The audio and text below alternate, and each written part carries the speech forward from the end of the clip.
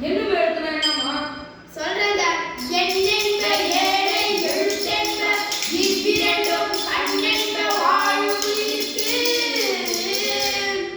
எண்ணும் எழுத்தும் இவை இரண்டும் மக்களுக்கு இரண்டு கண்களாகும் என்றார் வள்ளுவர். அரசாங்க பள்ளியிலே எளிவந்த கல்வியினை விழாதப்படுத்திட வேண்டும் என்றோம் விழிப்போடு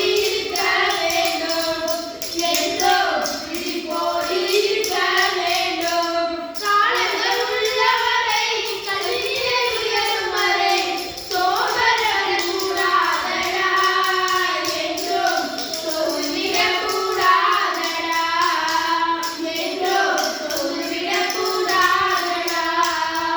ஏழைகள் நிலையறிந்து ஏராள சலுகை தந்து படித்திட அழைத்தோமடா என்றும் வாழ்க்கையில்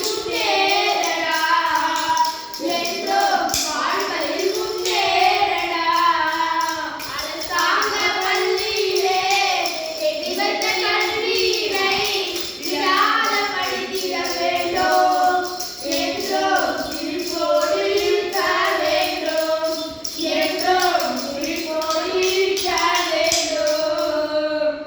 எனக்கு என்னும் எழுத்துனா என்னன்னு புரிஞ்சுக்கிச்சுமா? இனிமே நம்ம கல்விக்கு முக்கியத்துவம் கொடுக்குமா? வாழிய